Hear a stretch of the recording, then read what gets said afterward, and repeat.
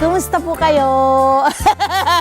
Okay po ba kayo sa gitna ng stress? Kung meron man kayong pinagdaraan ng stress, problema, worries at kung ano-ano pa, mga challenge, alam nyo naman. Alam naman natin na maraming stressors gaya po ng hirap sa pagko-commute. True. Nagsisitaasan po yung mga presyo rin. At kung ano-ano pa, napakarami. Abay, chill lang po tayo sandali. Okay? Hindi ko sinasabi, huwag mag-chill kasi kailangan din naman minsan pinapansin talaga natin yan. Aalamin po natin this morning, paano nga ba maging okay? Okay ba yun? Tutulungan tayo ni Ms. Sherlyn Lucas, isang licensed psychologist. Para naman yung mga stressors natin, mapitik-pitik natin ng pakonti-konti. Good morning, Sherlyn! Kumusta na? Kumusta? Ito, maganda pa din. Kagaya mo, Ate Are you okay? Yes, I'm okay. Gusto ko yan. Siyempre naman, diba? Parang sabi mo nga dati, nung nagkakwentuhan tayo, talagang hindi may iwasan yung mga stressors sa paligid natin. True. So bilang yung ating mga kababayan ngayon ay maraming ganong pinagdaraanan, ano yung mga simpleng kailangan nilang parang pangsundo at pangpitek dito sa mga stressor na to? Okay, so there's a lot of ways. Yeah. First and foremost is we need to identify our stressors. Ayun, yun Okay, muna. and then of course, breathing. And you focus, kagaya ng kwentuhan tayo kanina, Ate Love, no? You focus on the things that you can control, Okay. not on what you cannot control. Kasi kapag mas lalo tayo nagfo-focus dun sa hindi natin kayang kontrolin, let's say for example, traffic, kaya mo bang hawiin yung mga sasakyan? Hindi.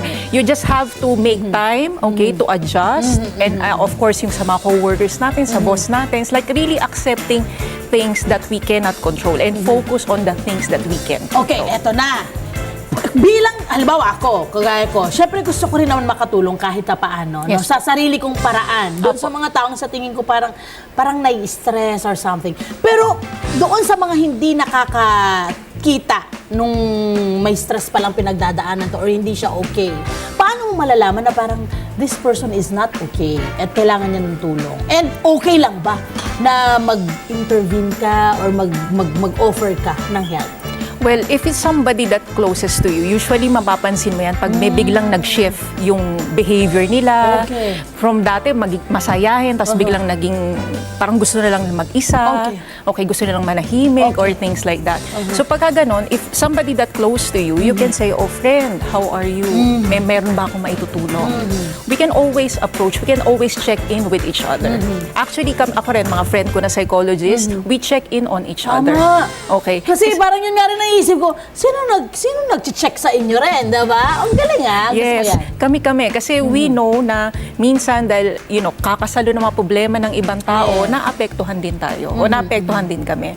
So same goes with the mga tao sa paligid mo. If you think na medyo parang, nag-iba ata yung behavior niya, mas naging tahimik or parang unusual for you, you can check in on your friend. Okay, do you have to parang yung pilitin or tingnan mo rin yung boundaries? Hanggang saan lang yung pwede nilang i-share sa'yo at alin yung hindi nila dapat i-share sa'yo? May ganun ka ba dapat bilang gusto mo lang mag-share ng help?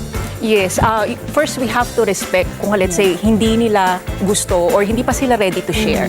Okay, kasi it could be let's say pinoproseso pa nila or in denial pa sila or talagang hindi pa talaga sila handa to share what's on their mind and especially what's on their heart. So, Ayan, napag-usapan na natin kanina, yung parang mga hindi masyadong dating masayahin, hindi nagsasalita, ganyan-ganyan, at nag-iiba ang ugali.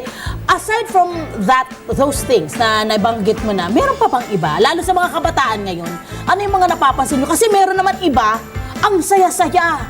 Ang saya-saya, yung pala, may matinding pinagdaraanan, may mga ganun ni Sherlyn. Paano yun? to be honest, Ate Love, minsan hindi mo din kasi mahalata eh. Correct Meron mga eh. ibang tao na ayaw nila maging pabigat sa iba. Yun. Okay, so talagang dinadala na lang nila, dinadaan sa smile. Yes. Okay, so, but of course, you as a friend, kapag kilala mo yung tao, you can check in on them. Now, yung iba naman, it could also be an anger issue.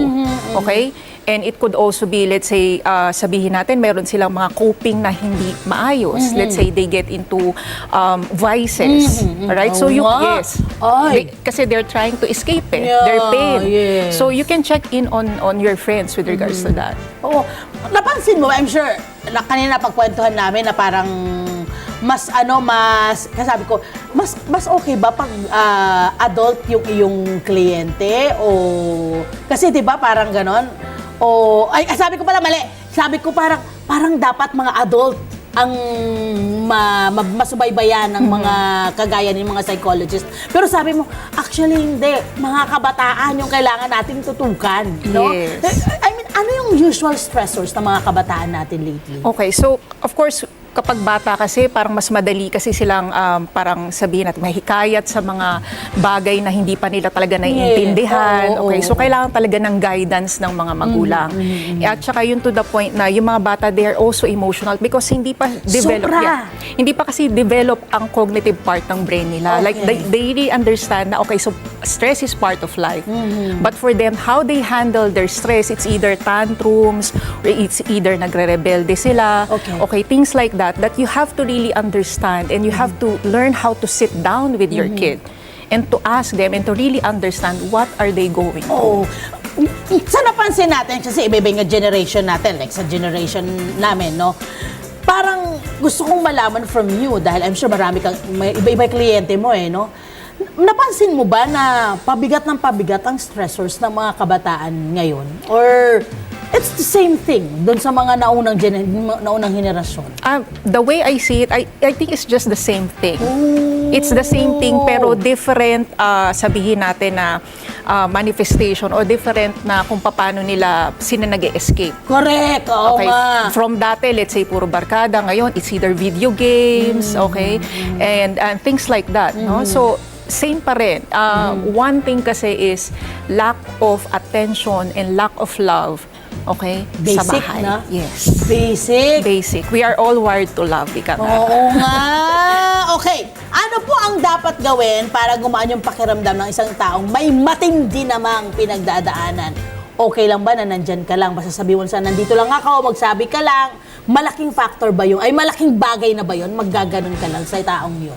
Yes, just being there with the person, it's already a big help. Na merong makikinig sa kanila, merong handang dumamay sa kanila. Kasi it takes time for a person to really, okay, kailangan magsasabi na ako ng problema ko. Usually, yung pupunta sa amin o pupunta sa akin, na mga kliyente ko, nandun na sila sa edge. Parang ginawa na nila lahat na makakaya nila. Mas mahirap yung ganun, ano? Yes. Yung nandun ka na sa edge. Yes. Mas anong perfect na dapat mag-seek na ng help ng expert?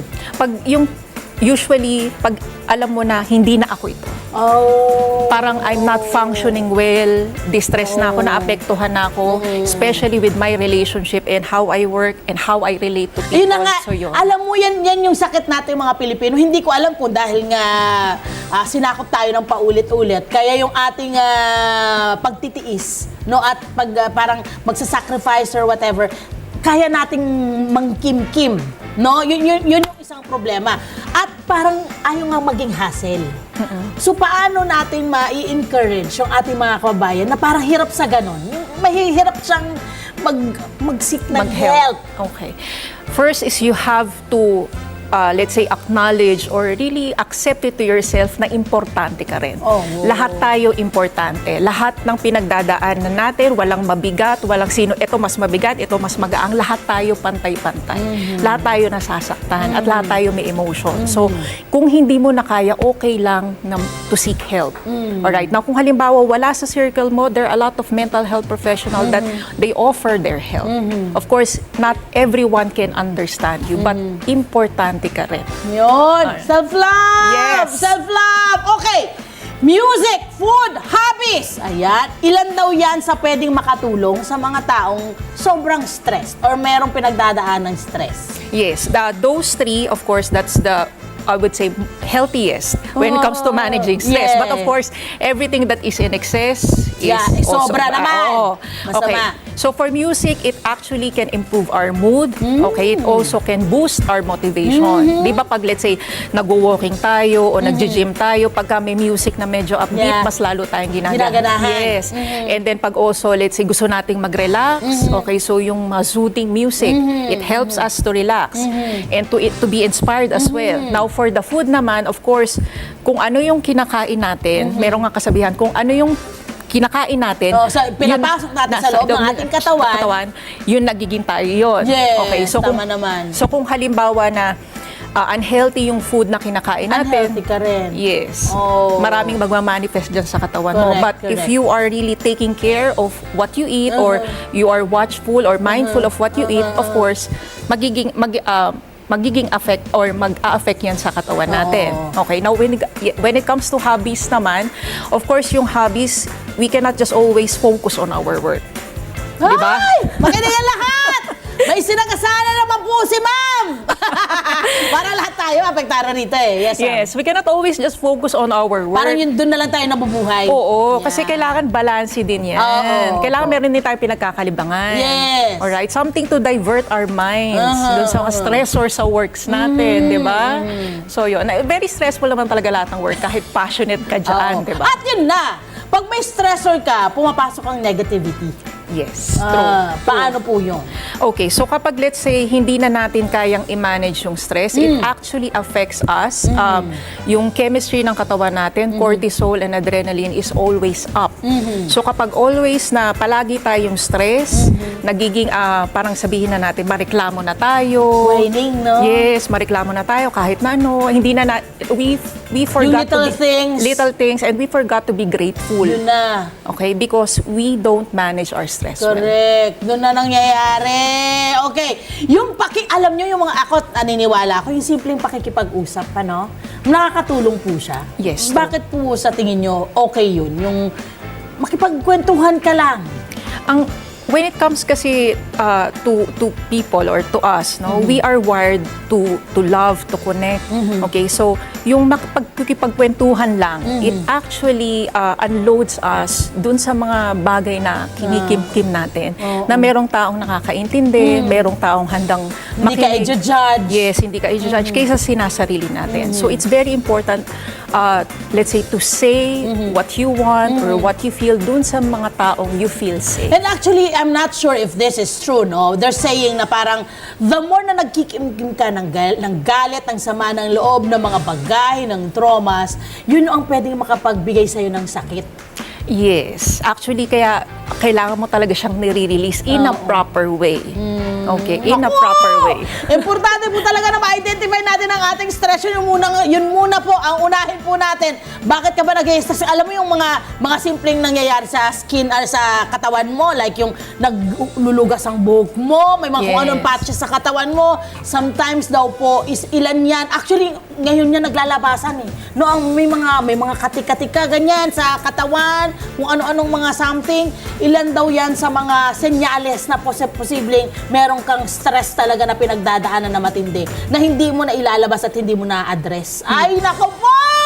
Paalala po natin yan sa ating mga kababayan, Miss Charlene. At kayo na rin po ang bahalang magpaliwanag sa kanila at magpaalala po sa kanila. Go for it! Okay, so for you to manage your stress well, first and foremost, aside from identifying your stress, is to really set boundaries and learn how to say no. Okay, pag hindi na natin kaya, huwag niyo pong hayaan na magsalita ang katawan niyo sa inyo. Dahil pag kaya ay nagsalita na, nako, dapat niyo talagang pakinggan yan. Iindahin nyo talaga. So, Actually, learn mga to say sipon, no. ubo, lagnat, Yes. sakit ng ulo, migraine pa ulit-ulit, no? Yes. Mga senyales yun. Senyales yun, and at the same time, palagi, yun nga, masakit ang ulo, okay, yung may mga heart problems, Yes. so yan. Sabi niya, alagaan mo naman ako. True. Katawan mo ko, di ba?